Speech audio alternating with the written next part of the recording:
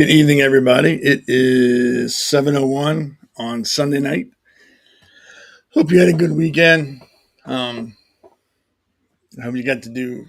I hope you got to relax. Didn't have to worry about work or anything like that. Back to the grind tomorrow. Lucky us. Unless you hit lotto this weekend, in which case, congratulations. You get to relax, which is pretty cool if you can do that. I myself didn't hit lotto, so I myself will be back to work tomorrow. Again, like every other week. Oh well.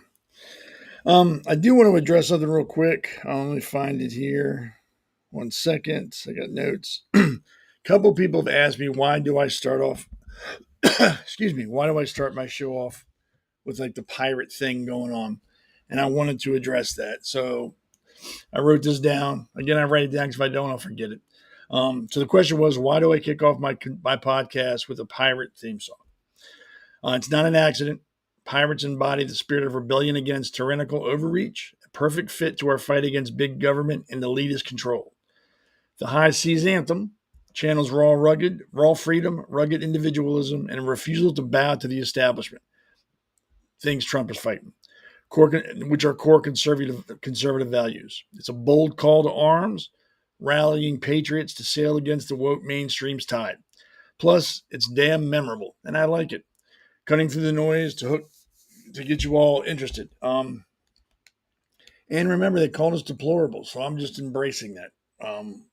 I'm a deplorable, and that's fine with me. No, that wasn't a beer; it was a soda, so I can live with that. So that's why I start off with that. I think it's, like I said, I think it's catchy, and it makes sense. Right, sorry, and that's why. So thanks for asking, and I don't mind answering. So let's get right into the breaking. Well, not really breaking, but important news is going on. Um, I'm sure you all are keeping up with Texas and what's going on down there. It's been about a week, and people are still missing. I think it's over hundreds are now dead. A lot of volunteers from different states. I even think Mexico sent in some volunteers from the fire department to help. And apparently, they're concerned about more rain coming up in the next few days, which will hamper efforts to continue searching and helping people. Um, and again, there's still morons out there who are blaming Trump for this because, like I said, if like a dog gets hit in the road, it's Trump's fault.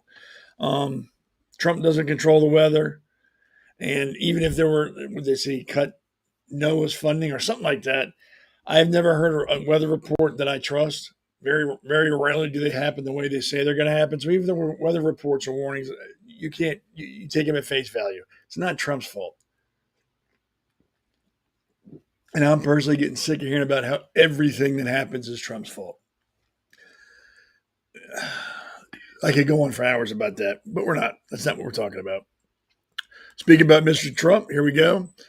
This past week, he cut $40 billion of free tuition, food aid, health benefits, and other uh, social programs that illegal immigrants were using. I have no problem with that. Free up that money for people who need it, who are citizens, or free it up for other people or other issues in this country. I think we need to stop. Well, we don't need to. We are starting to stop worrying about illegal aliens. If you're here illegally, you're not entitled to anything. You just aren't. And if anybody tells you are, or you think you are, you're being lied to, or you're an idiot. Um, so yeah, don't assume just because you're here, you get to get the stuff that all citizens and legal immigrants get if you're here illegally. You don't. You don't get anything. You get a swift kick in the ass and a free plane ride back to your country of origin. And that's how it should be. And there's nothing wrong with that. That doesn't make us still they're still in the Nazi kick. That doesn't make us a Nazi. Doesn't make us evil. Doesn't make us xenophobic. It makes us a country with borders and enforcing the law like every other country in the world does. It's not just us. Mexico does the same thing to people coming to their country illegally. But you can't tell the liberals that because they know everything, and anything Trump does is evil, and anybody supports him is evil. It's getting ridiculous. It's Trump derangement syndrome. It's getting worse and worse every day. I used to laugh at it. Now I just feel sorry for those people. Democrats do the same thing, and it's okay. He doesn't, and it's, oh my God, the world's coming to an end. Go figure. North Korea vows unconditional support for Russia while it's in the Ukraine war. Um, that's not new. They've already sent troops down there to help Russia. I think they're sending 15,000 more, something like that, 5,000 more, some weird number. They're saying now that 40% of the ammunition that Russia's getting is now from North Korea. Um, I don't understand why that's shocking to anybody. This is not like all of a sudden this happened. It's been going on for quite some time now. I guess they're just making it official and public. Um, North Korea is not like a powerhouse we need to be worried about. Russia is getting their, I don't want to say they're getting their ass kicked, but they are expending a lot of resources and money to fight in the Ukraine where they can't seem to gain much ground. And what they do gain, they lose, or what they do have is not much. It's like a war of attrition. They need to have somebody give them stuff because they can't do it themselves anymore. And then everybody says, well, we're worried about Russia taking over the rest of the world. They won't, after this, they're not going to be able to.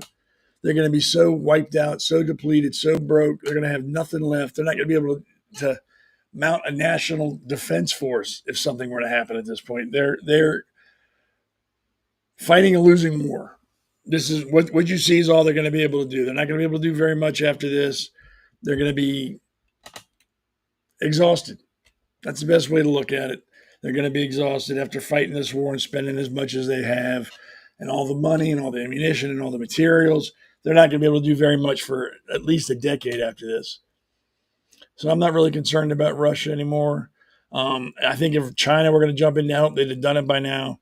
I think they're going to stay out. I think their eyes on Taiwan, and that's where we need to be focusing. Russia and Ukraine is not our problem. It's got nothing to do with us. It won't affect us, especially now that we know Russia's not going to be able to move past Ukraine. That's it. They're done. If they can even take Ukraine. And I don't think they can because we've been supplying Ukraine. So they're pretty much set.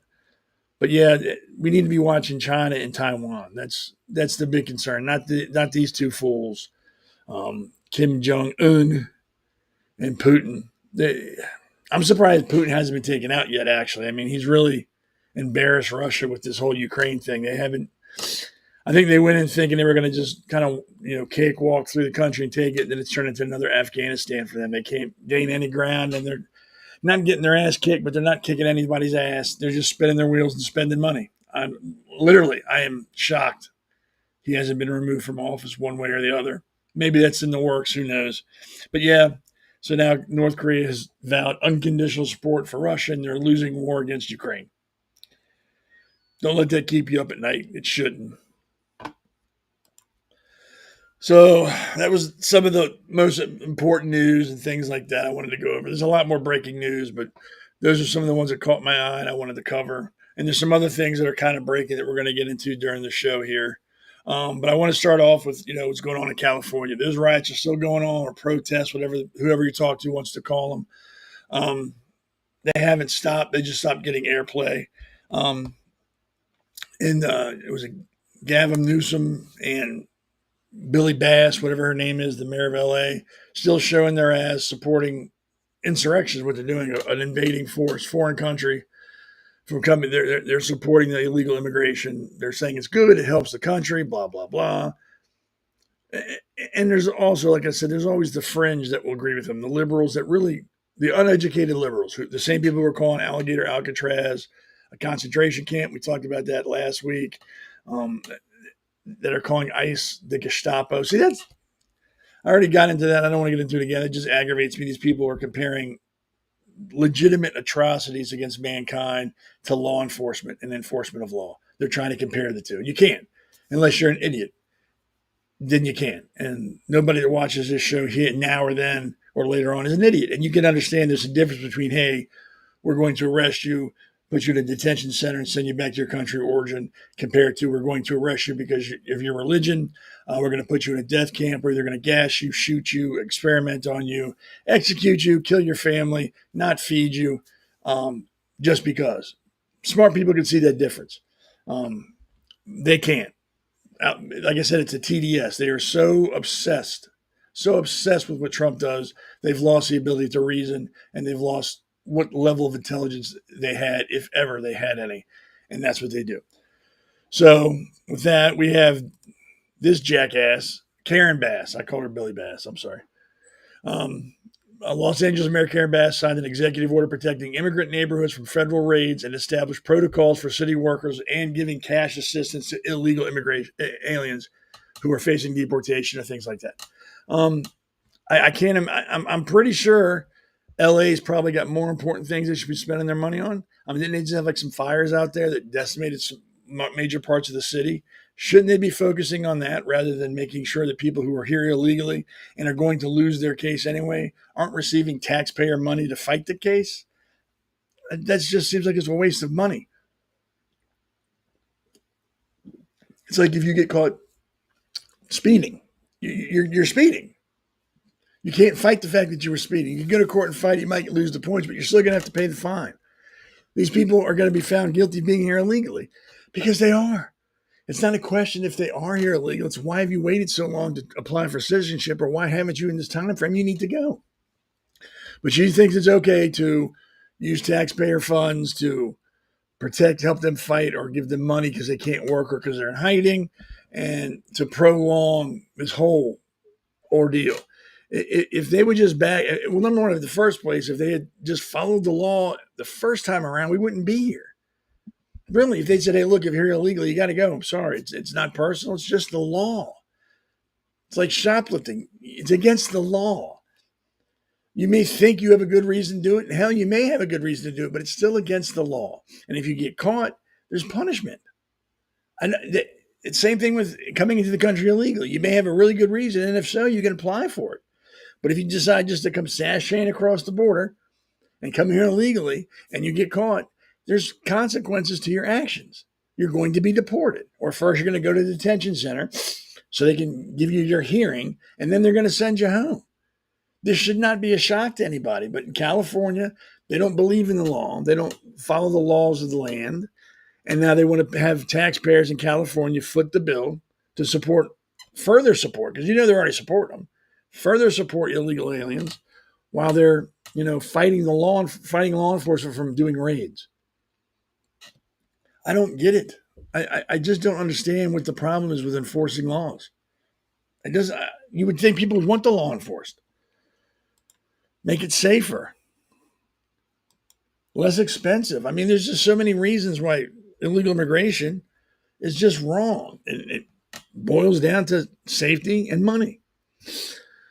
And like I said earlier, we're not the only country that enforces borders. Every country in the world enforces their borders. They enforce immigration policies. And if you're there too long, you have to go. Mexico does the same thing. So I don't know why everybody's so up in arms because we're doing it. Well, I told you I know why they're doing it, because they're not too bright. They're not very intelligent people. They want to argue just for the sake of arguing. You can go on Facebook and just see post after post after post of these idiots arguing concentration camps, Nazis, xenophobia, what else? Breaking families up, wishing people to die. I mean, after a while, I have to get off because the stupidity is starting to affect me. I mean, these people, and I know they're run completely by their emotions. They don't rely on logic or facts or anything. It's all on what they feel, and how they feel at the time is how they're going to react to something. You can tell them till you're blue in the face that ICE is not like the Gestapo. They're not like the SS. They're not secretly rounding up people. They're doing it in broad daylight. And they're not arresting everybody. They're going after illegal immigrants. Those with a criminal record, they go after first. But if you're dumb enough to go protest it and you're here illegally, they're going to lock you up too, because it's just convenient that you're there. They don't have to come look for you. Your dumbass has made it very clear, hey, I'm here illegally, I'm protesting it. They're just going to get you. This country, unless we do something soon,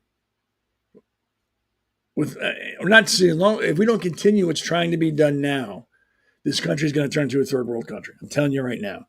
If after Trump gets out of office, we don't elect somebody else who's a Republican or conservative, and they get another liberal into the White House, like Lunch Bucket Joe, this country's screwed. We dodged a bullet with Camilla. Huge bullet. Because you imagine if she were in office now, how LA would be. That would be how the nation would be. we would do exactly what they're doing. So we dodged a huge bullet with that. But if we don't follow through in the next presidential election and get another candidate that's conservative in office, it's going to go right back to pot. And I've said it before. And Trump's one man. He can't do it all by himself. He's only got 4 years, and he can't do everything in 4 years. So we need to carry this momentum down the road for the next 5 or 6 presidential elections. It's going to take that long. It's not going to happen in 1 or 2 cycles. And if you think that, I'm sorry. I don't mean to piss on your Wheaties. But he's not going to change it in the next, 3.5 years? Yeah, 3.5 years. He's not going to change everything that needs to be changed in 3.5 years. And if he does, and the next election they elected a Republican or a Democrat liberal in office, they're just going to undo everything he did. So that's why it's important to support the most conservative candidate you can and protect what we got, because what we got's pretty good. Here she is again, and this Basshole confronted ICE officers at MacArthur Park, demanding they stop doing what they were doing, stop enforcing the law because it's not fair. You know what? I don't even care what she said. I mean, you can look at her and tell she's not a very intelligent person. You hear her speak, you definitely know she's not very intelligent. What she's doing now is, like I've said before, she is appealing to the lowest common denominator, which is stupid people. Stupid people believe that she's really out there because she cares. She's really out there to get votes. And she knows if she shows her 90-pound head enough time in front of news cameras and says the right things that stupid people agree with, she's going to get reelected. It's really that simple. And that's why she's doing it. I will correct it. Maybe she does care. Maybe, they say the road to hell is paved with good intentions. Maybe she thinks she's doing the right thing by telling law enforcement, don't enforce the laws here. There's no one's illegal. Stupid shit like that. Cliche things. Maybe she thinks she's actually helping. She's not. And to interfere with the police, with police in California is a crime, and she can be fined or put in jail. But that won't happen to her. It won't happen to any politician that interferes with law enforcement, like the ones that New Jersey tried to push their way into the detention center. Haven't heard anything about them since that happened, right? Do you know why? Because nothing's going to happen to them. Vast majority of Republicans look out for Democrats. Democrats don't care about Republicans, but most Republicans are too stupid to realize that. So they're going to make sure nothing happens to these people. None of these people are going to go to jail. None of these people are going to get fined. They'll get censored. That's the most I can see happening. You know what that means? They give them a hard time on the floor, or they publicly bash them. So it's just like an election campaign. Nothing changes. But yeah, nothing's going to happen to her. Nothing will happen to anybody else. And the same thing would happen with Republicans. Nothing will happen to them. Nothing. Because we, the people, don't demand that something happen to them. They are our employees. And if an employee of yours came into your office and told you had to stop doing what you're doing because they don't agree with it and were giving you a hard time, you would fire them. Immediately, you would fire them. But I guess since they're politicians, they're rock stars, they're gods, and most people feel they can do what they want to do, say what they want to say, go where they want to go because, they're congressmen or they're a mayor of a major city or they're senators or whatever. It's not how it works, people. If we can't do it, they can't do it. We can't interfere with the police. We can't obstruct justice, just like they can't. They can't drive drunk, just like we can't. There's nothing that they can do that we can't. They might have some perks of the position because they're in Congress or they're mayor of a city, but as the law looks at it, they're no different than us. That's why the Lady Justice wears a blindfold. We're all the same. We have allowed them to forget that, and we've allowed them to do what they want to do. I blame us. I don't blame them. I mean, people only do what they can get away with. It's like if someone acts like a doormat and you wipe your feet on them every time you see them, do you really blame the person that's wiping their feet on the person? Or do you blame the person that's just laying there and let people walk all over them? You blame the person that's letting people walk all over them. I blame us as a whole for allowing politicians to run the show any way they want. And that's on both sides of the aisle. And I'm talking in general. I'm not talking specifically. So please, the people, I don't understand why people take time out of the day to send me like an email where they're, you're an idiot, blah, blah. I don't read it. When you open your email, it has that line that says, John Doe, who the email's from, and like gives you the first couple lines or the first sentence or so from the email. If it starts off with you idiot, I just delete it. I don't even know what it says beyond that. I don't care. I don't care what people think. And yes, if you send a good email, yes, of course I read that. I'm not stupid. I just don't read the ones that bash me and call me names because I don't need that. I was married once, don't need to go through that again. And I'm not bashing marriage, so please stop.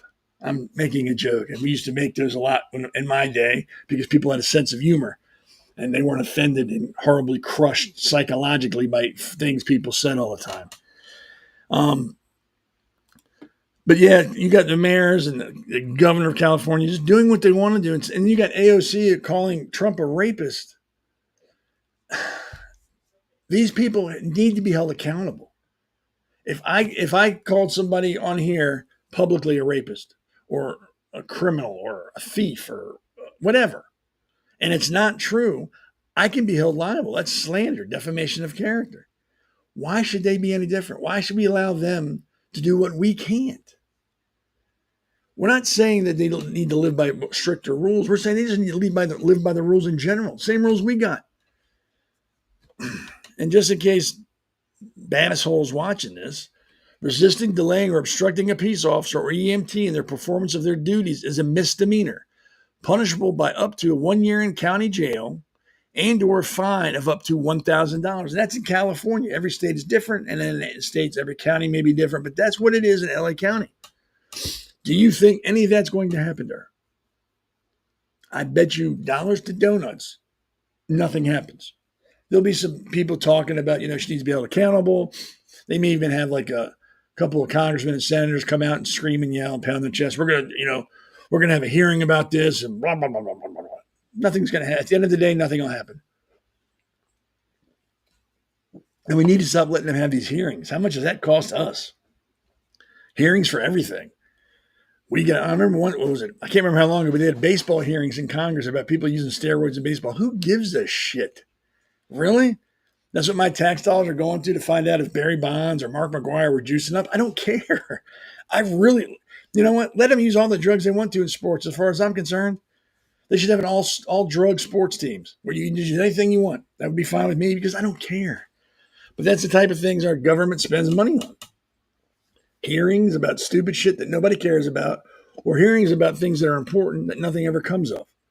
Nothing ever comes of it because we don't push the issue. We go, okay, they had a hearing, that's good.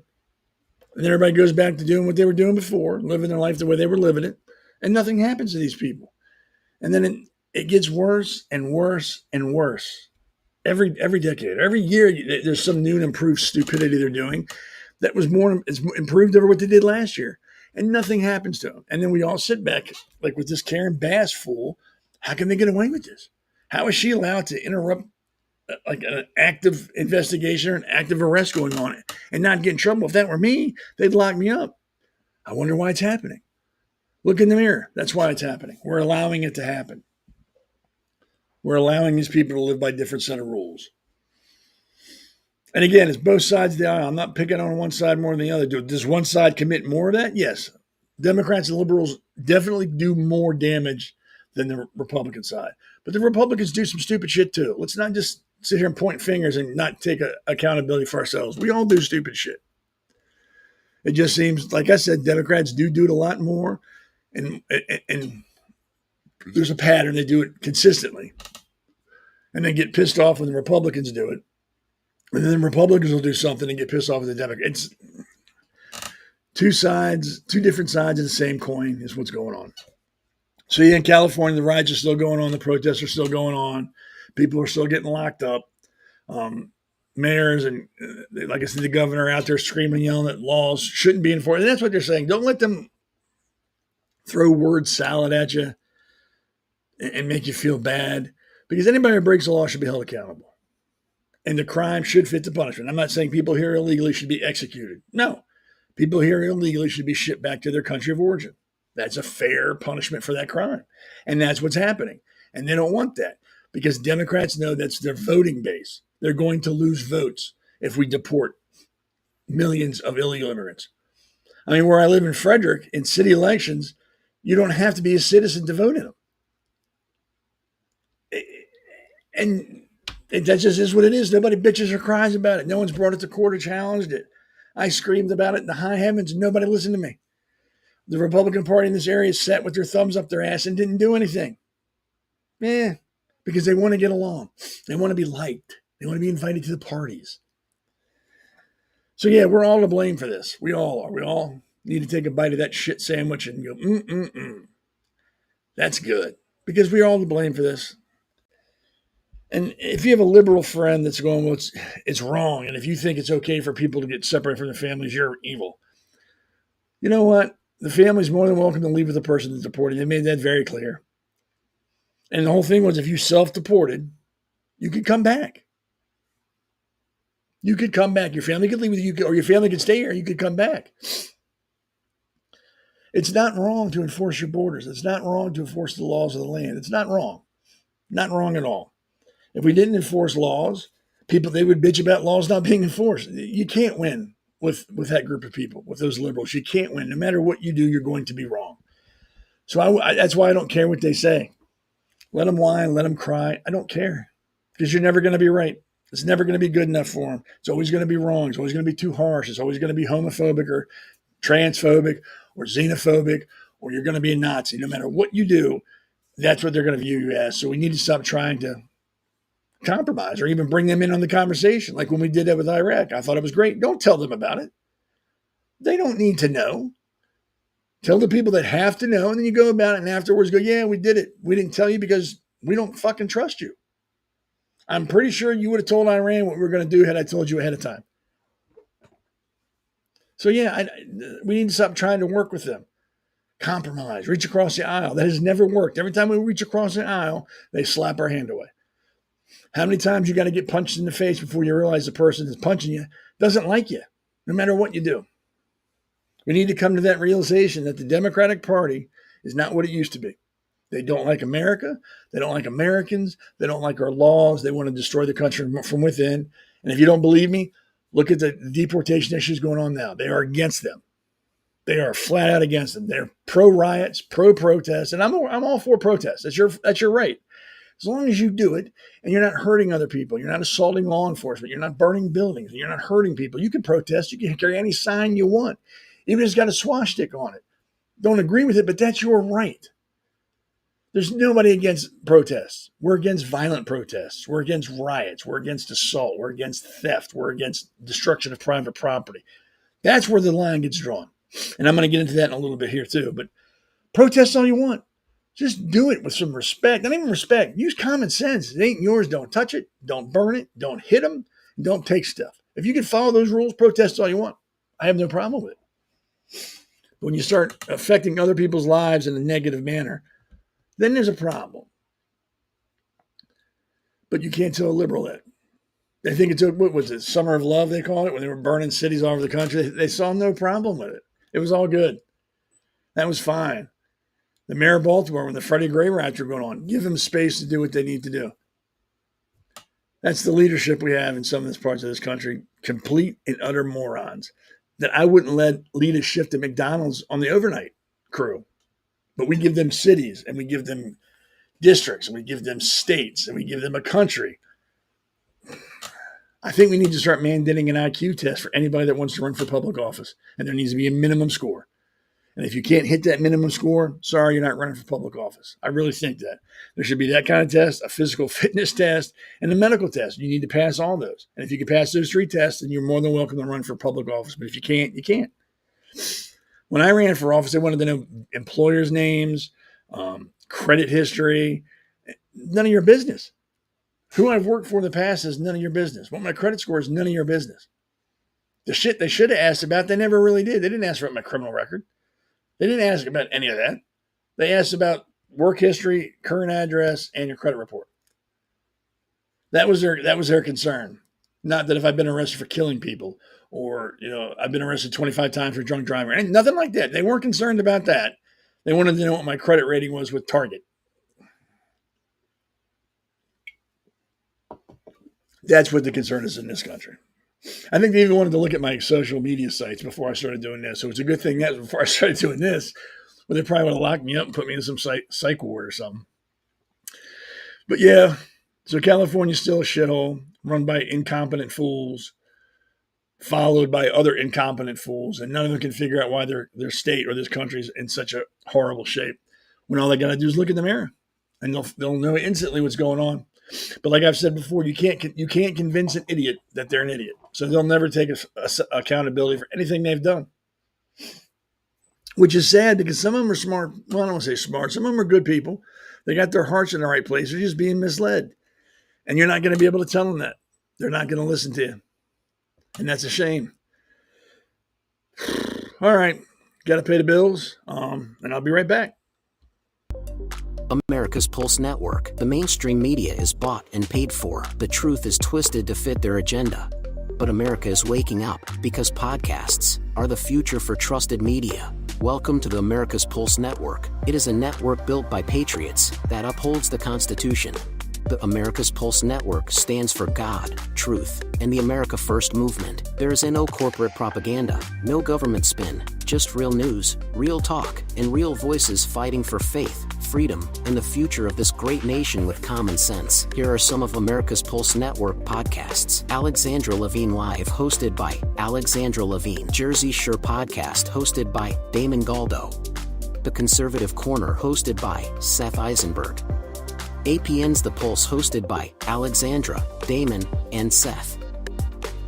So tune into America's Pulse Network on the following social media platforms: X/Twitter, Rumble, Truth Social, Facebook, and YouTube. Join the revolution.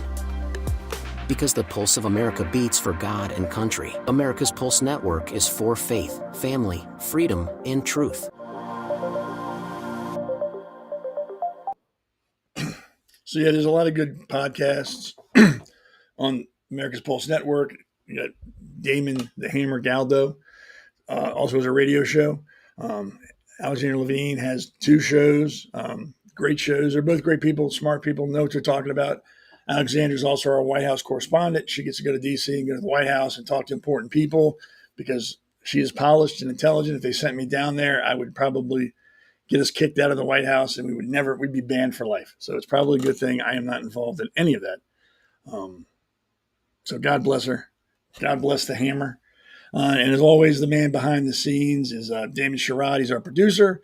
He gets to keep things in line, or try to, and make sure that we don't step in big steamy piles of it while we're podcasting and talking to you all. So he's like the unsung hero, the puppet master. So thank you very much. We appreciate everything he does. So yeah, don't just watch me, watch the other people too. And on Wednesdays is the fun night. That's when we do the pulse. That's where we all get together with some guests and we talk about everything. That's always a fun time, really fun time. And one of the people we have on Wednesdays, Tim Fazenbaker. He lives in Dundalk, Maryland. I don't know if you're from Maryland or not, but he's running for office out there. So if you can support him as much as you can. Great guy, very down to earth, very, very approachable. I've met him a few times in person and a lot of times on here. I have never once spoken to him and felt like I was bothering him or that he didn't have the time for me. Very nice guy, very conservative, and a great head of hair. I mean, and I know hair. He's got a great head of it. So support him. Seriously, though, support him. He's a good guy. He needs all the support he can get. Apparently, Larry Pig Hogan, who is just a rhino. I mean, embodies the title, is pushing someone in his district where Tim is running and trying to get him elected. Tim Fazenbaker is the only true electable candidate there. Support him. Money and time. I'm sure if he's on Wednesday, we'll talk about that too. So, keeping in the vein of LA and people interfering, it's sad when the president has to tell police officers that they can protect themselves against rioters. That, hey, it's okay. You have total authorization to protect yourselves. It's okay. You're allowed to. Federal immigration officers have faced rocks and bricks, fireworks. What else? Sticks, mass people. I mean, just everything you could think of at a riot, they've faced. And they've tried to calm down, try to hold themselves back, which I think is a mistake. I think I'll get into that later on. But yeah, so the president has granted them authorization to protect themselves. While some states are trying to pass laws that ICE can't wear masks, or law enforcement period can't wear masks, and they have to wear visible ID, which I'm for. If it's visible ID, it says, hey, my name is Seth Eisenberg, ICE, and my employee number or badge number. That's all you need. But they want addresses where these people live. They want their full names, and you're not going to get it. And I can completely understand why you can't get an ICE agent's full name and home address, and because number one, you don't need it. You don't need that from a police officer. They've got their name, they've got their badge with their number, and they can tell you what department they're from. Beyond that, you don't need anything. That's all I should have to tell you. My name, my last name, my badge number, and the department I'm with. That's all you need to know. That's all you need to know. I don't understand why people are pushing to find out where they live. Well, I know why, because they want to go hurt their families. These people are all for, against what ICE is doing. You can't go snatch people up and do this. They want to go to these people's houses and involve their families in this. That have their families that have nothing to do with this, children and wives and husbands or whatever. Don't need it. I think it's ridiculous, and I hope those laws, if they do pass for the ID, I hope that's all it is. Badge number, department, and last name. Officer so-and-so, immigration, border patrol, badge number 27. It's all it needs to be. And if they want more, tough shit, you're not getting it. And then they're bitching about masks. The same people who are bitching about masks are the ones that wear masks everywhere they go because they're afraid they're going to get some deadly virus that's going to kill them immediately. And it's okay for them to do that, but nobody else can. Because if somebody else is doing it, it's wrong. If I'm doing it, I'm trying to protect my fellow Americans. Like I said, you will never convince an idiot they're an idiot. You will never convince the left that they're wrong, that they're on the wrong side of pretty much everything that comes up. You will never convince them that, hey, you're wrong. You break the law, you're going to be held accountable. If you attack police officers, they have every right to defend themselves. And it's sad that the president has to tell them that. Their department should be telling them that, like, hey, don't stand there and let people throw bricks at you. You don't got to stand there and let people throw rocks at you or fireworks or try to run you over. You have every right to defend yourself. We as citizens have a legal obligation to retreat in most states. And I understand there's states where you have to stand your ground, and that's fine. I'm talking in general. We have a legal right or legal obligation to retreat, to step back from danger as far as we can while it's safe. Again, some states are different. Police officers have a legal obligation to advance. They are not allowed to retreat. They have to go forward. And yes, there are some departments that don't do that. We can go back and look at the departments where there were school shootings, where they stood there. That was wrong. And most officers in this country will tell you that's wrong. They have an obligation to advance in the face of danger. That's why they're police. That's why they carry a gun. They are required. As a matter of fact, it used to be if you were a police officer and you retreated or you didn't advance, you could lose your job. Again, states are different. I'm talking in generalities. So these officers have to continue to go forward, or they have to stand their ground. So they shouldn't have to stand there and let people throw rocks at them or throw bricks at them or eggs or whatever, firework, whatever. They shouldn't have to go through that. And if you have to be told that's wrong, you deserve to eat a nightstick. You deserve to get tased or pepper sprayed or what are those paintball guns that have the CS gas in them. You deserve it because obviously you weren't raised right. And then that's carried on to your adult life to where you think it's okay to throw rocks at people you disagree with. It's okay to throw bricks at people you disagree with. It's okay to get together in large groups of morons, march down the street, affect everybody else's life, and assault people because you don't agree with them. You deserve everything that happens to you. It's like that more. I wanted to get the video. I don't know if it can be put up now, but it was in Florida. There was a Trump rally or something going on, and this guy stopped. It's all in video. He was in a white T-shirt across the street, and he's screaming and yelling at him. And he comes across the street towards the people, and he's screaming and yelling at him. And the guy walks by, and he shoves him, all because he's got TDS.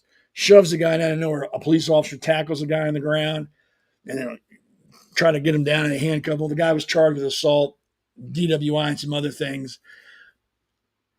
That's what police deal with at these riots on a grander scale. It's not just one person. It's like hundreds of people running at them and throwing things. And we, in this country, we got to tell them that, hey, it's okay to defend yourself. We will fight in court and scream and yell if the government tells us we can't defend ourselves. We will go to court, and we should, rightfully so. Everybody has a God-given right to defend themselves. But we don't want that to apply. Some of us don't want that to apply to law enforcement. Some of us want law enforcement to be punching bags for us so we can scream and yell and shove them. And they shouldn't be able to retaliate. That's not right. It's not how it works, folks. If you want the right to defend yourself, everybody gets it, not just you. So I think it's kind of sad that the president of the country has to tell police officers and ICE agents in riot situations, it's okay to defend yourself. Don't stand there and let these morons beat on you. We're gonna defend you. And this is why. 86,000 assaults on officers. That's the highest it's been in over 30 years. So since the 90s, this is the highest it's ever been. It's a 53% increase from 5 years ago. So it's out of hand. And again, like I said this past Wednesday, I blame the Democrats for this, and I blame the media, and I also blame parents.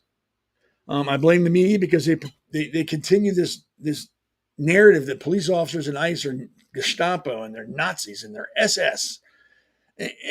And when you do that, like I said, there are people out there that believe you. And who doesn't want to hurt a Nazi? Who doesn't want to hurt an SS officer or Gestapo? Who doesn't want to hurt them? And if you hear it enough and they repeat it enough, people will start to believe that these people really are Nazis. So I need to go out there and stop them from hurting people. So I blame the media. I blame parents for not teaching their kids respect. And that's what we're seeing. We're seeing a bunch of people who are rioting, for the most part, who all got participation trophies just for showing up. They were told from the minute they got to school they were special and perfect and they're never wrong. You will always be right. And your opinion is more important than anybody else's. You don't have to listen to anybody else's. And we sent them out into society and we wonder why we have morons like this and we have school shootings and we have people like this because we have not taught them that, hey, you're not always going to be right. You are not as special as you think you are. You're a member of a society. You have to function within that society. And sometimes you're not going to like what happens. And there are avenues you can take if you don't like something that happens. You can address your grievances according to the Constitution. You don't have a right to go assault people. You don't have a right to burn buildings. But no one's ever told these people no, so they don't know how to react when they're told no. Or when they hear something they don't like. They don't have coping skills. Their coping skills is to damage, is to get violent. That's how they cope with being told no or hearing things they don't like. And unfortunately, police officers and ICE are on that front line. So they got to deal with it. So yeah, a 53% increase since 2020 on assaulting officers. It's the highest it's been in 30 years. You can see it right there. Over 86,000 assaults on officers. That's ridiculous. And I'm sure that number is going to climb after the riots in LA that have been going on. You don't have a right to assault anybody. Police officer, ICE agent, neighbor, waitress, bartender. You have no right to assault anybody because they say something you don't like. There's nothing in the Constitution that says, oh, if you get called this name, you're allowed to assault a person. There's nothing that says that. Nothing. There's nothing that says, well, if they're enforcing a law you don't like, you can assault them. There's no law that says that. That's why resisting arrest is a crime. You can be charged with resist. I just showed you. You can be charged with resisting arrest. If you have a problem, you go to court. If you have a problem, you talk to your congressman, your senator, or your mayor, or whoever you want to talk to. Or you can protest, like I said, without burning shit down and assaulting people. Let your feelings be known. But there's a right way and wrong way to do it. And once you start assaulting people, you've gone the wrong way. There's nothing good about it. Whatever moral high ground you had to begin with, you have just lost. And you're a criminal. You're a criminal at that point. Once you assault somebody, you're a criminal. Unless you're defending yourself, there's no reason to put your hands or throw bricks at cops or anything like we see in LA. That's embarrassing. That's embarrassing as a society to see people acting like that.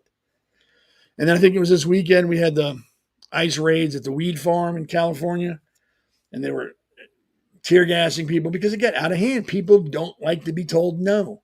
They don't like to be told you're wrong, you're coming with me, so they fight.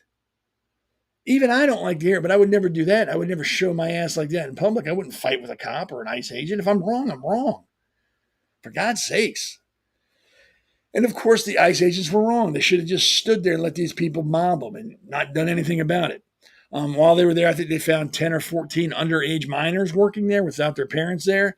So a weed farm, not allowed to have minors working there, has undocumented underage children, which is a breaking the law, working there, and they rescued them. Of course, that doesn't matter. What matters is they're there to arrest, minorities. That's the only reason they were there, because there's minorities there. Well, yeah, because these minorities most likely are probably here illegally. And while they were there, they found they were breaking other laws. What is the problem? And then apparently they're saying they pushed a guy off the roof. I've watched the video. The guy jumped trying to get away from ICE because he didn't want to get deported. You know how you avoid getting deported?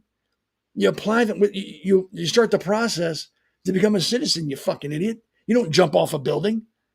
You've had years and years and years to start the process, and you've chosen not to. I don't feel sorry for you. I don't feel sorry for you at all. And that's another thing with all these riots going on. I don't see any of these liberals who are rioting and assaulting police officers and burning cars rushing out to sponsor an illegal alien to get their process started. I don't see them volunteering money to help them. They're not doing that because it's not about them, the illegal immigrants. It's about the person protesting, trying to make themselves feel better. They could give a shit about these people get deported. It's not about that. It's about they want to feel morally superior to everybody around them. So they're out there doing that. Because if they really cared, like I said, they'd be offering money like, hey, let me pay for your citizenship. Let's get that process started. But they're not, because it's not about that. Don't mistake anything they're doing with virtue. It's about ego. Because like I said, if they were serious about helping these people, that's what they would be doing. They wouldn't be telling them to keep coming across the border illegally. They'd look, stop, contact this number or contact me. We'll pay for your process and get you citizenship. They're not doing that because it ain't about that. And they'll never admit that. They can't admit it because they never, like I said, we see it. If you get an IQ above a flip-flop, you see it. You know exactly what they're doing. And like I said, it's not about helping people or keeping families together. It's about making themselves feel good because they're not helping at all. None of them are helping. They're criticizing and assaulting and burning, but not one of them is helping. That's all you got to know about that. They're not out there trying to get people, I don't know if it's registered or signed up or whatever it is to start that process to become a citizen. None of them are. None of them. They're bitching about the name of Alligator Alcatraz. That's what they're the American concentration camp. And goddamn mouth breather. That's what they're focusing on.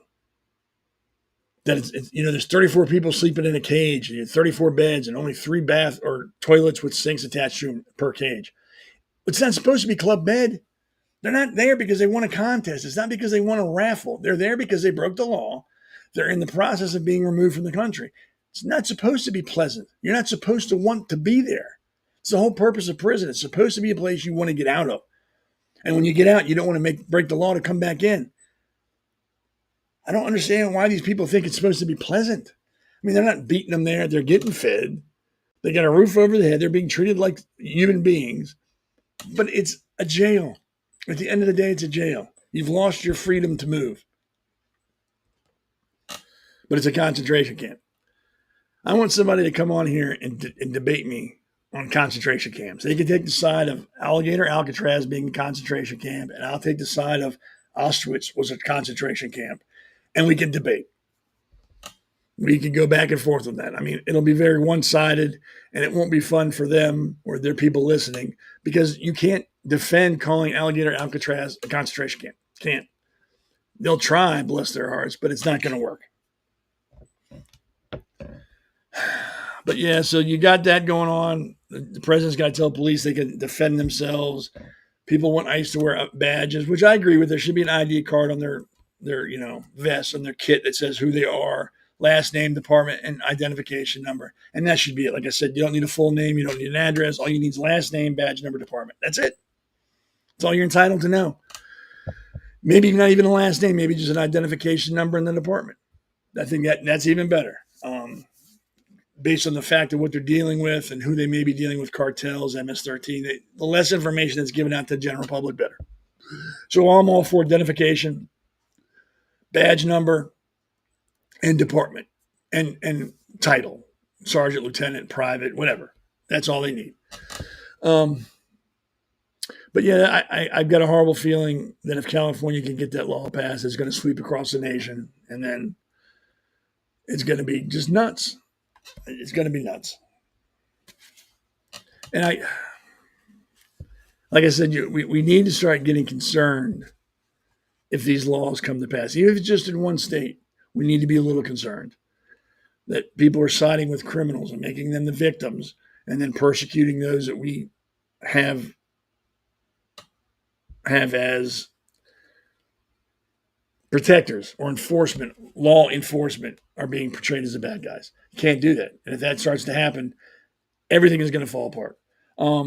There is an echo. Oh, I'm sorry. I don't know how to correct the echo. If I could, I would. I apologize for that. The producer could see that, so maybe there's something he can do on his end. There's nothing I can do. I apologize. But yeah, So California's again trying to, criminalize law enforcement, trying to hamper their efforts and handcuff them even more than they already are in California. Why anybody would want to be law enforcement in California is beyond me, honestly. I would not want to be a cop in California. If I were a police officer, I would leave California, go to another state where I actually could do my job and not be persecuted for doing it. It's really that simple. But God bless the guys and women that want to be cops there, because somebody's got to do it. And I guess they think they can do it, and that's great. But yeah, so just back to this. Just think about that. That's ridiculous. That is ridiculous. And there's no reason for it. Do I think everybody behind the badge should be behind the badge? No, and I've said that before. There are cops who shouldn't be cops. I completely agree with that. Completely do, but you don't punish all the other cops in the world for one or two bad cops. Like that, was it in Cincinnati? The cops shot the kid's father, or shot the father's kid, and then he went out and killed a random cop in retaliation. Why? And then people are I can understand why he did that. Or that trash that shot the insurance president. I can understand why he did it. It doesn't make sense. And you shouldn't understand why somebody would want to murder somebody else. There's no justification unless he's actively trying to hurt you or your loved ones. There's no justification for murdering people. Do I think that we should show the worst of what people do online to wake people up to how bad it should be, or do you think we should censor everything? I don't think it matters to people how bad it is. I mean, I could turn on a TV show and see worse things on a TV show than I see on the news. I don't think people care. I don't think people care until it happens to them, until it involves them or someone they know. There's just so much apathy in the world now that it doesn't bother them. They don't care. Like I said before, there's that 3-foot bubble people have, and most people, that's it. If it's outside that bubble, they don't care. Don't bother me. Don't care. But I think shock value is a temporary fix. I think it works temporarily. Then people get desensitized and numb to it, and it doesn't matter anymore. I think what we need to do is starting kindergarten, start teaching kids respect again. Do I think Trump withheld the Epstein files because of the involvement of Israeli intelligence? Do I think Israel's involved with Epstein? Possible. Do I think the CIA was? Possible. The only thing that's not possible is putting toothpaste back in the tube. Do I think that's why Trump's not releasing it? No, I don't know why Trump's not releasing it. I don't know why they've decided not to. There are some things we'll never know. We can sit around and talk about, what if, or put our tinfoil hats on and come up with all sorts of grandiose ideas. But at the end of the day, we don't know. Do I think it'll come out? I hope so. I eventually hope it comes out. Do I think there's some nefarious reason why right now it's not coming out? No, I don't. I really don't. Why would it matter who we work for if what they're saying is truth? Would it change your mind if Epstein was a Mossad agent and his files were on American politicians who were pedophiles? Would that change your mind about the American politicians who were pedophiles? Would you think, oh, it's not their fault, it's Israel's fault? Would that make a bit of difference on what they've been accused of? It shouldn't. And if it does, I don't know what to tell you. I don't care if the guy was working for Russian intelligence. If what he's saying is true, that's all that matters to me. If what they're reporting on these famous people and politicians are involved with child pornography or child sexual assaulting, don't care who got it. Don't care how they got it. All I care is if it's true or not. That's all I care about at the end of the day. I think they both were CIA. Israel intelligence. Maxwell's father was Israeli intelligence. Bonjour even said he was an asset of Israel intelligence prior to becoming the deputy director. Okay, does that change anything? I don't understand the point you're trying to make. If they did what they said they did, I don't care how we got the information. I don't care who they work for. If what they're saying is true, at the end of the day, that's all that I matter. And then I hope they're held responsible. I don't care how they got the information. Don't give a shit. It involves children. Don't care who got it. Don't care how they got it. Don't care who they work for. If you're hurting children, you deserve to die at the end of the day. Excuse me. Got to pay the bills again. And I'll be right back. Welcome to America's Pulse Network. This is APN's very own White House correspondent, Alexandra Levine. This is so amazing and miraculous. We've never had a president in the history of our nation doing this. And we hope to God that he continues doing this forever and ever. Thank you. God bless you, everybody. And God bless President Trump. And God bless you. Hello, everyone. This is Alexander Levine with the America's Pulse Network. I am the White House correspondent right here in the heart of D.C. as President Trump is celebrating 250 years of America and the military. Subscribe and follow America's Pulse Network on the above social medias.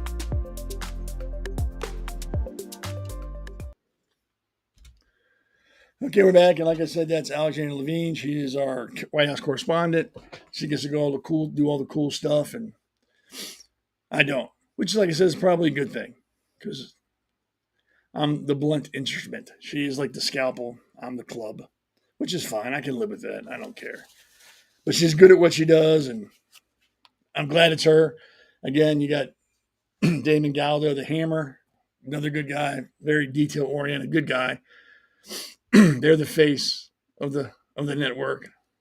I'm like the heavy, the enforcer, like the goon on the hockey team. Not really good at hockey, but I can enforce. So we all work well together, which is all I care about, is working well together. I kind of jumping off topic. I don't know if y'all were watching Wednesday on the Pulse. I was talking about the chocolate milk kick I was on. I'd drank 2 gallons in a week. Okay, well, I'm off the chocolate milk kick now. I haven't had chocolate milk since Wednesday because I did drink a lot. I had half a gallon. I'm back onto water and sugar-free soda. I don't know how long that'll last, but I'm off the chocolate milk kick, and chocolate milk's expensive. It's like $5-6 a gallon. And I don't know why. It's not like it's some special recipe that you got to use to make it. You put chocolate syrup in it, you mix it up, and that's it. But it's expensive. So I'm just, like I said, a side note, my ADD got the better of me. That's what I'm doing. I'm off the chocolate milk for a while. Who knows how long that'll last, but I'm off. So back to more important stuff. So right now we got the follow with me. Okay, just stick with me on this one. So it was reported earlier that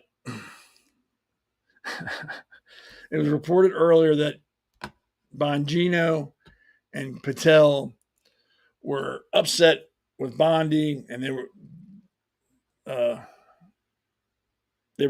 talking about resigning because of the way she was handling the Epstein case. Because we were talking about that before. They were going to leave. Bongino first started that off, said he would seriously consider resigning if something didn't change. And then they said that Patel kind of chimed in and said, well, if Bongino leaves, I'm leaving. All that. All over how the Epstein files are being handled. As a matter of fact, Bongino is reportedly threatening to quit if Bondi remains in charge. Now, according to multiple reports, Patel has allegedly indicated that if Bongino goes, he's going. So that's what they've been talking about. Of course, the liberals have been jumping all over that and just going insane with it. Look, they're falling apart. They can't even work together. How are they going to run a country if they can't do this and they can't do that? Bongino's going to leave.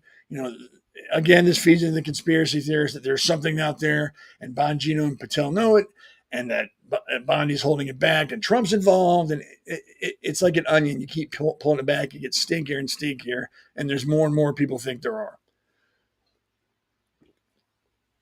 And when people talk about governmental conspiracies, my comeback is, have you been to the DMV? Have you been to the post office? They can't run those. What makes you think they can have hundreds of people in on a conspiracy and nobody know about it? It can't be done.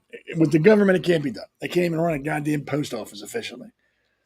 So if there were 100 people on a conspiracy, do you not think within a month somebody would say something? Would go to the news and deep throat it and go, hey, I got some information for you. It wouldn't be secret very long. I don't know why people have such faith in the government when it comes to that kind of thing. I don't. I've worked for them. They barely can do the day-to-day shit. So you start adding some secret stuff in there, it would fall apart. Especially something like this. Somebody would come out and say, oh, no, I've seen the Epstein list. It's crazy. These people are on it. It would come out pretty quick. So, But this feeds into all that hysteria, that there's something nefarious going on and they're hiding it from us because they know. Do I think there's current politicians on it? Yes, I do. I'm not saying there aren't. Do I think it would ruin a lot of careers of like well-known people, both politically and like in entertainment industry? Yes, I do. In this country and other countries, hell yes, I do. I'm not saying it wouldn't. What I'm saying is it's not some grand conspiracy. Maybe they're handling it a different way. Like when there's an investigation going on, the police don't tell you they're investigating so and so and so and so and so and so. They don't give you any heads up. They just do and go, no, we're looking into it. There's nothing there. Everything's fine. Because they don't want people they're investigating to know that they're still looking into it. They want them to be calm.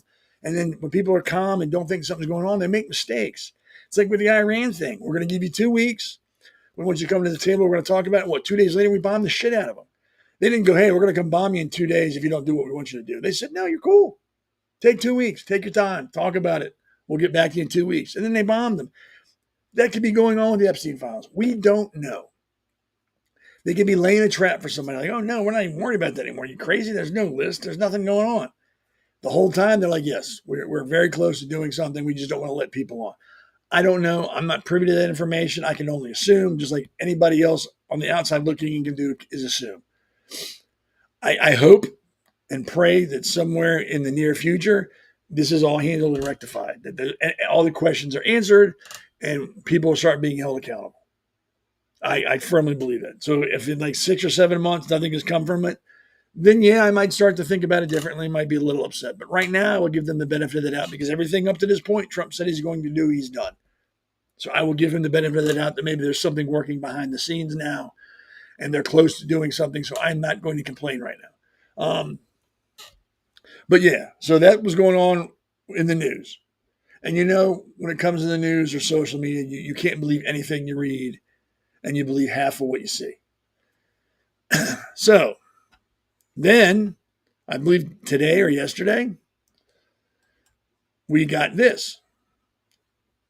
However, Patel clarified that the rumors are not true. The conspiracy theories just aren't true. Never have been. It's an honor to serve the President of the United States, Donald Trump, and I'll continue to do so for as long as he calls on me. So all that was much to do about nothing. It was probably a statement taken by overheard by someone, and they made it to this huge mountain of, oh my God, everyone's leaving unless we do this. That proves there's something wrong with the Epstein files, that there's something there, and they're hiding it because these people are going to leave. And then one of the people they're saying is going to leave has said himself, it's not true. I'm going to stay here as long as he wants me to be here. And again, this will not put conspiracies to rest. There's just looking at people, well, he's just saying that because he has to or whatever. There you go. So we heard it from the man's mouth himself. Kash Patel has never said that if Bongino leaves, I'm leaving too. It's an honor to serve. And I'm guaranteeing if they talk to Bongino, he's going to say the same thing. And maybe he has. I just couldn't find that article. And I know there's people out there saying, well, I don't think you said that. How do we know he said it? Well, how do you know he said what he said before then? I mean, at some point, you got to believe something. You have to. You just can't continue to think everything is a lie if it's something you don't agree with. But if you agree with it, then it's the truth. You got two sides of the story. Someone saying he did, saying they heard him say he did, and now you have him saying he didn't. I choose to believe the person himself versus someone quoting someone they heard say something. I'll take him at his word. He never said it. That's fine. Time will tell. If he didn't say it, then he's going to quit soon. We know this. But I choose to believe him. And you should too till something different happens.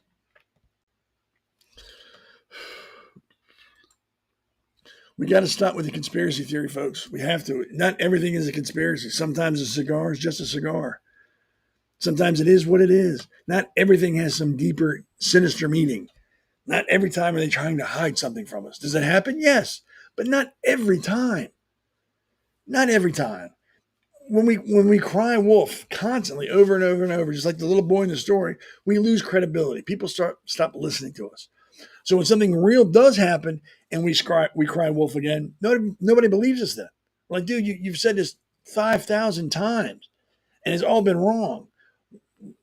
Should I believe you now? You're full of shit then, you're full of shit now. And people don't listen. We have to temper our imaginations. We have to logically approach things. Do I think Israel was involved with Epstein? And like I said, it's possible. It's possible the CIA was. And lots of things are possible. But we can't take a possibility and turn it into some big conspiracy. Just because we think it might have been doesn't make it so.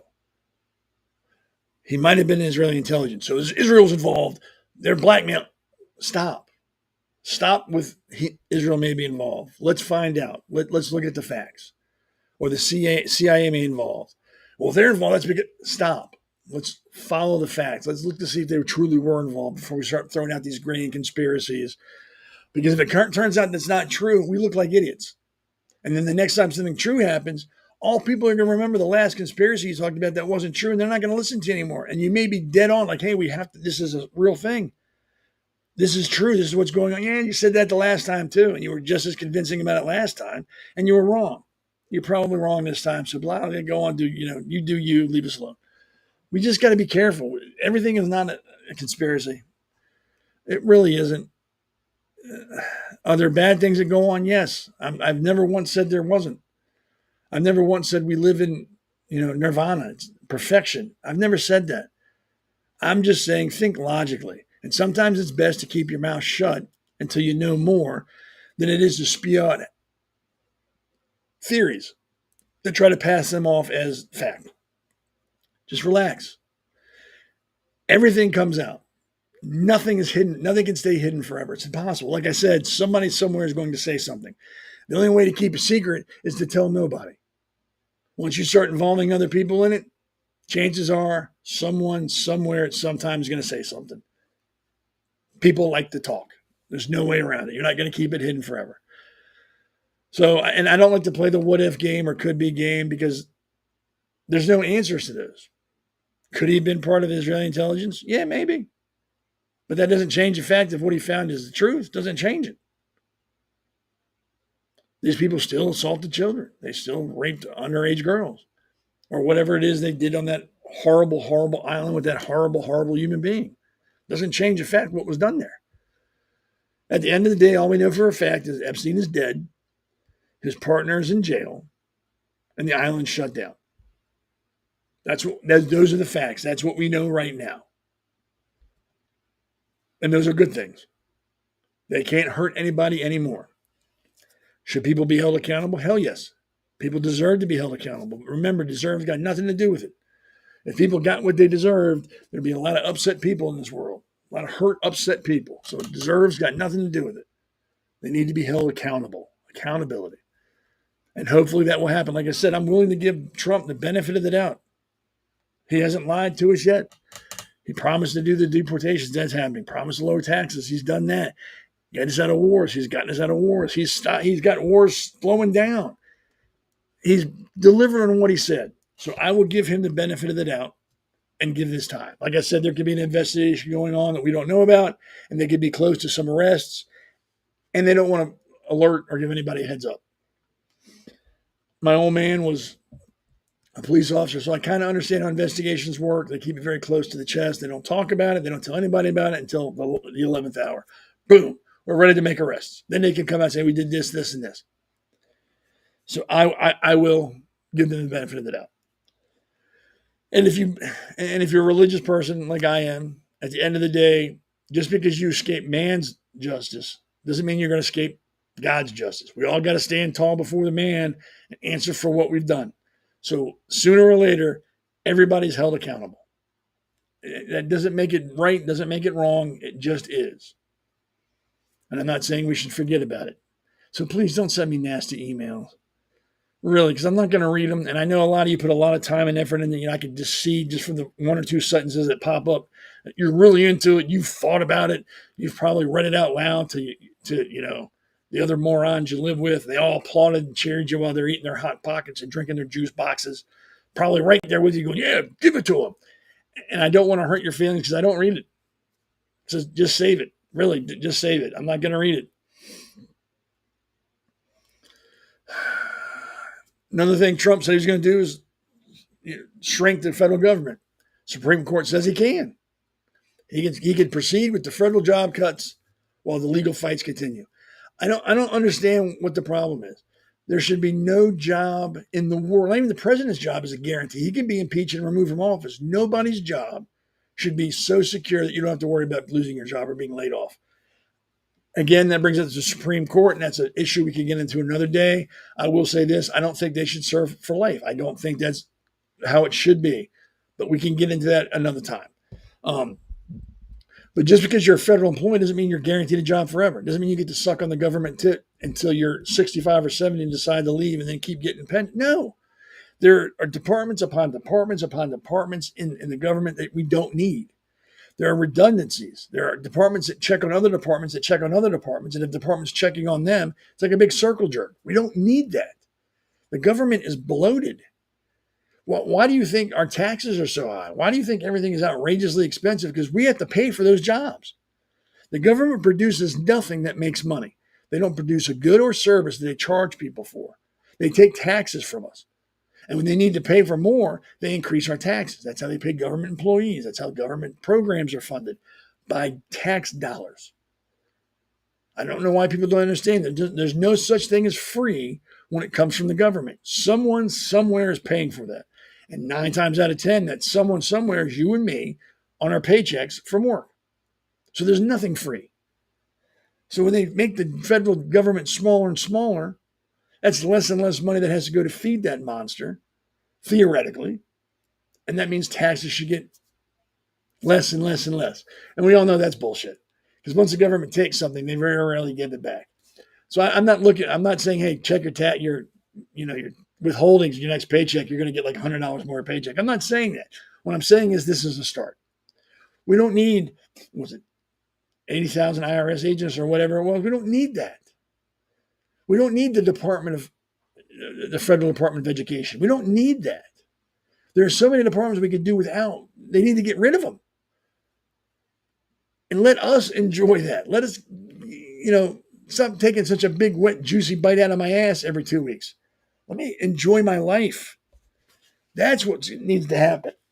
And that's why I said earlier, this has to continue. We just can't assume that in 4 years this is all going to be straight and life can go on. We have to continue this. We have to let conservative after conservative after conservative for the foreseeable future.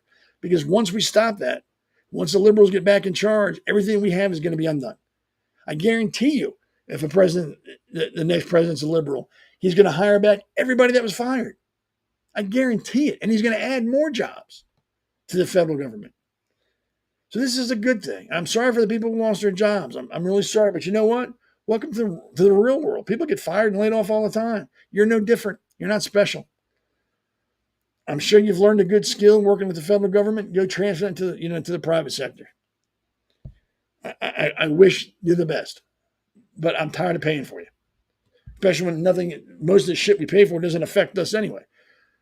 Like they're sending money to Venezuela to teach people how to dance? Or is that Africa? It's stupid shit they're deciding where to send our tax dollars. That needs to stop. We need to stop being the Walmart of the world and giving shit to people. We're not the Salvation Army. This is the United States, not the United States of the Salvation Army or the United States of thrift shops. You got a problem, you have a country, fix it yourself. We need to stop paying for everybody else. And that would be great. But who knows? Hopefully that'll change and it'll continue to change. Another big win.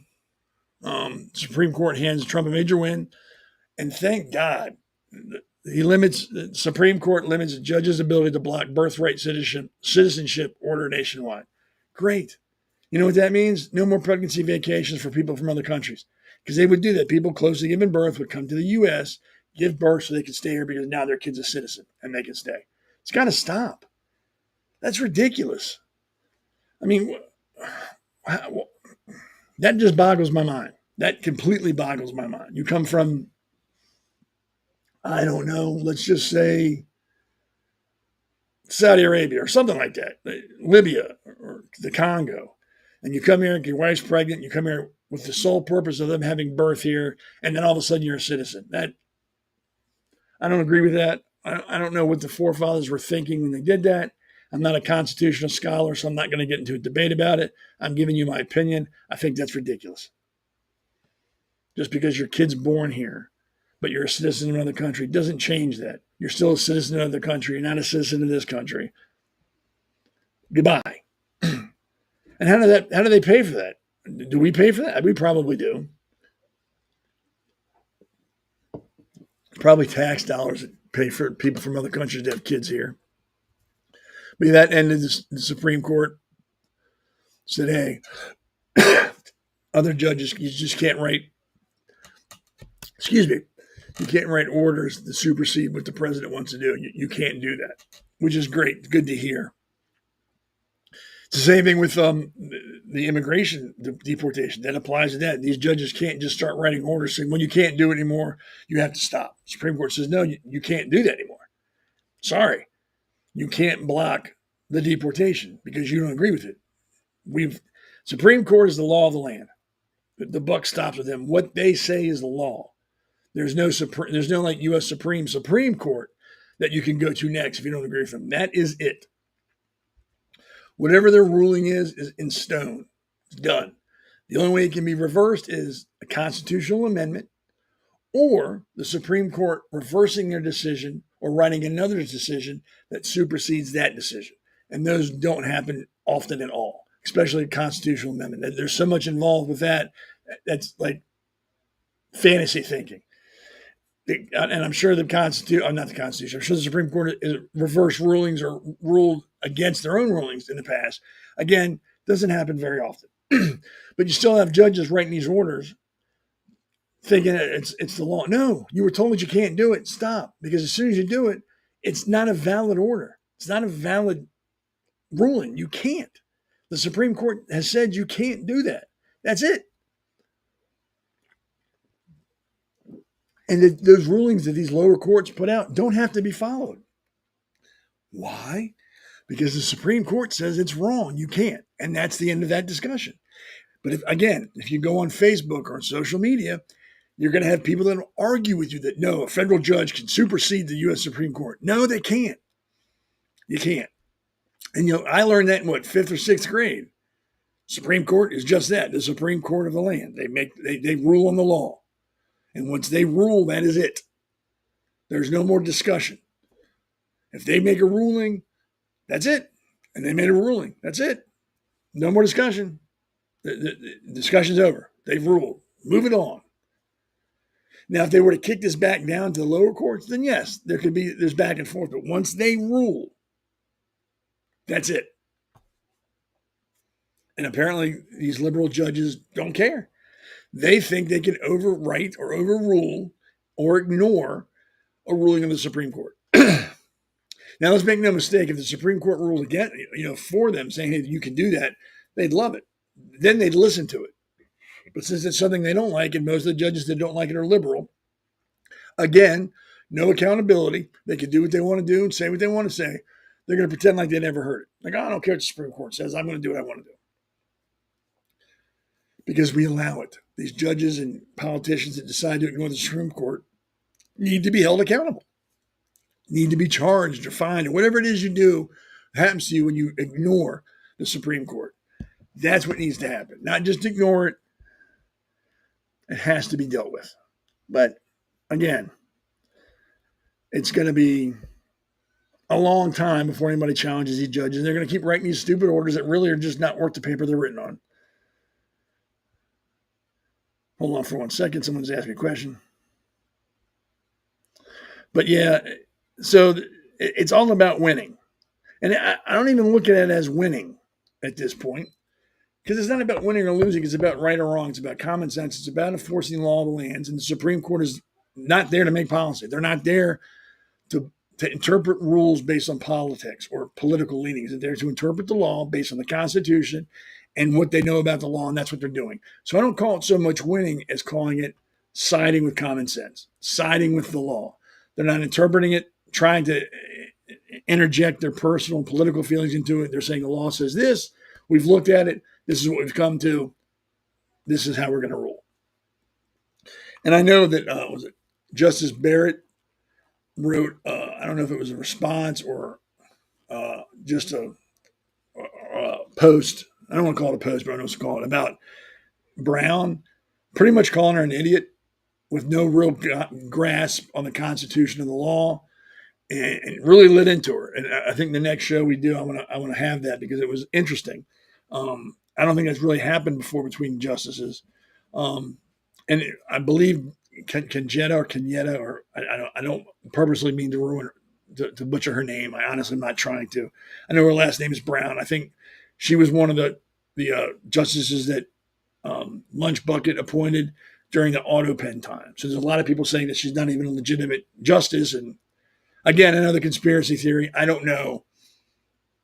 But I would like to look more into that before I talk about that anymore, about the Barrett speaking on Brown. I thought it was very interesting and well written. And of course, she wasn't as blunt as me. She didn't call her an idiot. That's me. Again, Justice Barrett's a very intelligent woman, and I'm sure Ms. Brown's a very intelligent woman too. I'm not saying she's not. I'm just saying I said she was an idiot, but that's not what was said. So there's that. So maybe next show, maybe Wednesday on the Pulse, we could talk about that. I don't know. So wrapping up the show here, we're getting close to that time. I want to get into towards the accountability part and kind of discuss that. I know we've all seen the riots in LA. We see this, people putting their hands out or putting their hands up, and like, now you can't touch me. This is my get out of jail free card. My hands are in the air. I want to put my hands out like I don't mean to. Once your gathering has been deemed unlawful or violent, stick your hands in the air, wave a white flag, hold a flower out. You're going to get your ass kicked if you don't disperse. And that's how it should be. I don't know why these people think doing this makes everything they've done prior to that okay. You're at an illegal assembly because it's violent. It's common sense. You don't get to get out of it because your hands are in the air. Like, oh, I'm sorry, I get a timeout. No, you need to leave. You don't need to walk up to the officer with your hands up, like with your camera phone out and your hands up. Because if I were the officer, I'd be waiting for you to get close enough to where I could club you, drag you behind the line, and cuff you and arrest you. You just need to go. At this point, it's about ego. These protesters are so adamant that they're right, that their ego is overriding their common sense, and they're not dispersing. In this picture, you can see there's smoke in the air. There is flashbangs and tear gas, everything. It pretty much indicates to me that they've told you disperse. And they're trying to make it very clear that you need to disperse. And these morons think because their hands are up, they're okay. No, you're not. Because right before this picture's taken, you know what's going on? They're burning shit, waving foreign flags, starting fires, and assaulting people. They don't show you that in the media, that right before the guy put his hands up, he lit a car on fire, or he punched a cop, or he broke into a building, or he assaulted somebody. They don't show you that. They just want to show you with their hands up, like they're innocent, like, oh, look at that. Little Johnny just left the orphanage where he was reading to blind children, and he was just trying to communicate with the officer, so he put his hands up. No, Joey just lit a car on fire, broke in and stole a TV, and he got into a fight with a cop, and now he's getting his ass kicked, and he's putting his hands in the air like that means it's over. No, that's not how it works in real life, and the media will never tell you that's what was going on.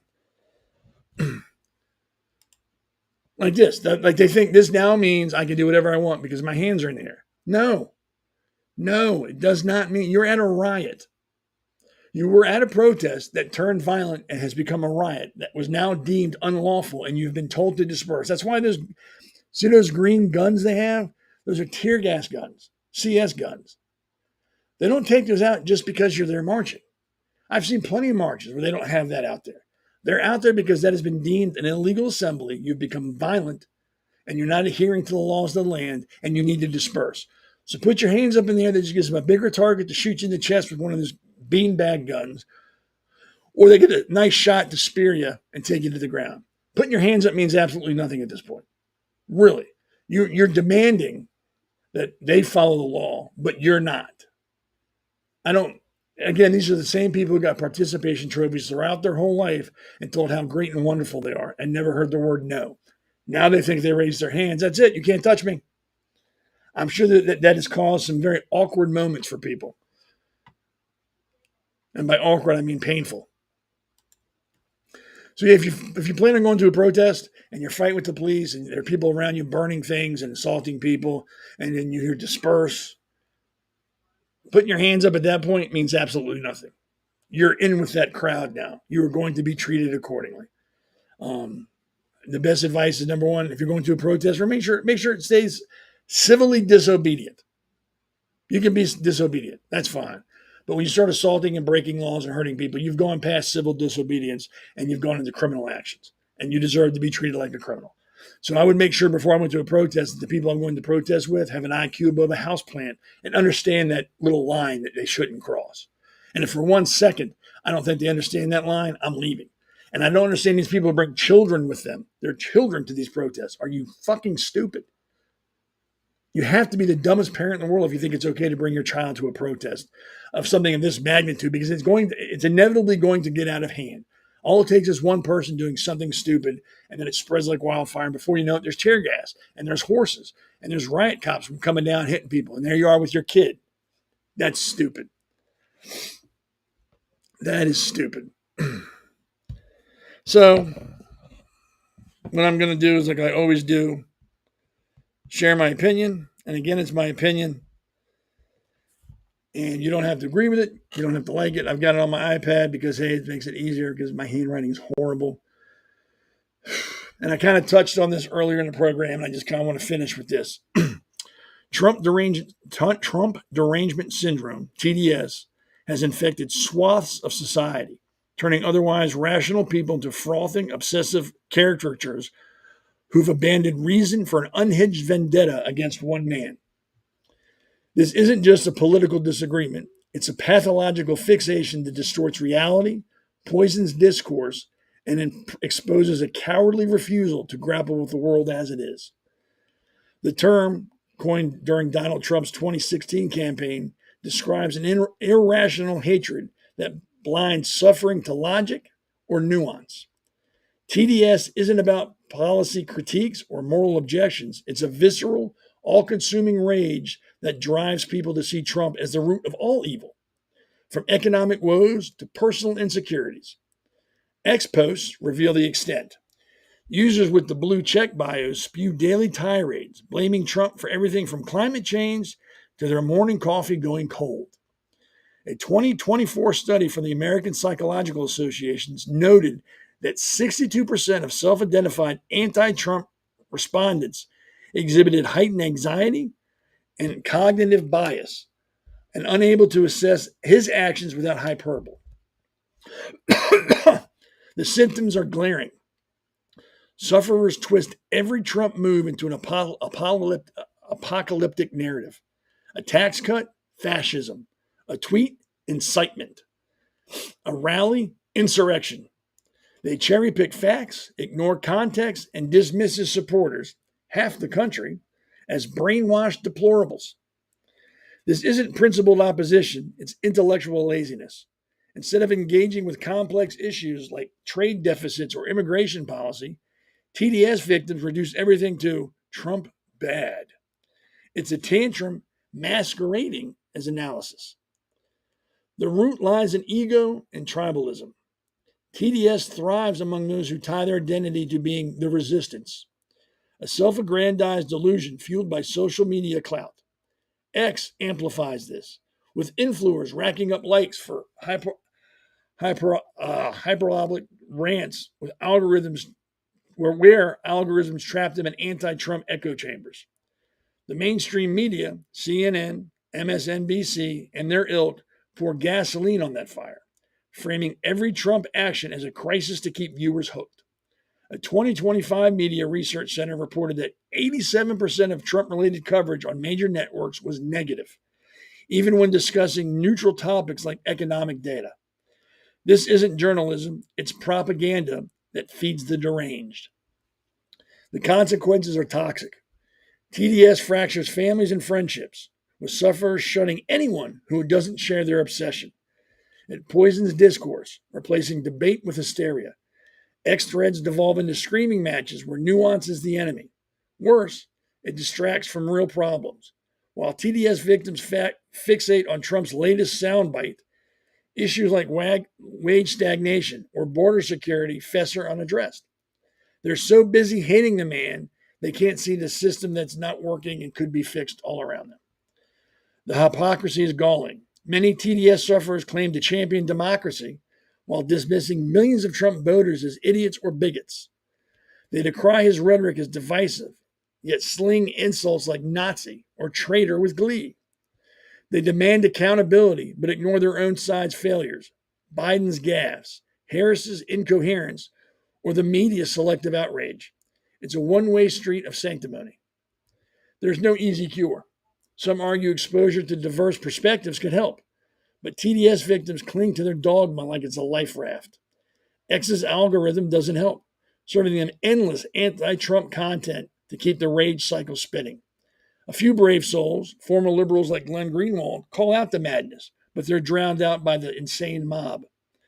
The only hope is self-awareness. Sufferers must confront their obsession, question their sources, and engage with reality beyond their 3-foot bubble. Until then, TDS remains a self-inflicted wound, turning people into pawns of their own hatred. They're not fighting Trump. They're fighting themselves and losing spectacularly. Again, that's my opinion. You don't have to agree to it. You can think it's ridiculous and then go on about your business. But I figured I'd share that with you just so you know where I stood. So I want to thank everybody for hanging out with me. Again, Wednesday is the Pulse at 8. That's when all of us get together. And then you have, excuse me, I got something in my throat. Damon the Hammer Galdo and his show and radio show. Alexandra Levine and her 2 shows. She's also the White House correspondent. I'm here on Sundays at 7. If you're interested in becoming a podcaster here, go to our website or the X page and follow the directions. Or if you want to do some advertising with us, again, get a hold of me or any of the other podcasters or our producer, and we will help you. Other than that, thank you very much. Again, it's incredible that you all spend time with me on your time off. I don't have the words other than thank you. I hope I see you on Wednesday. If not, I'll see you at 7:30 or 7 next Sunday. And remember, excuse me, if you live your life based on principle, you're going to live a pretty good life. Everybody have a good evening, and I will see you on Wednesday.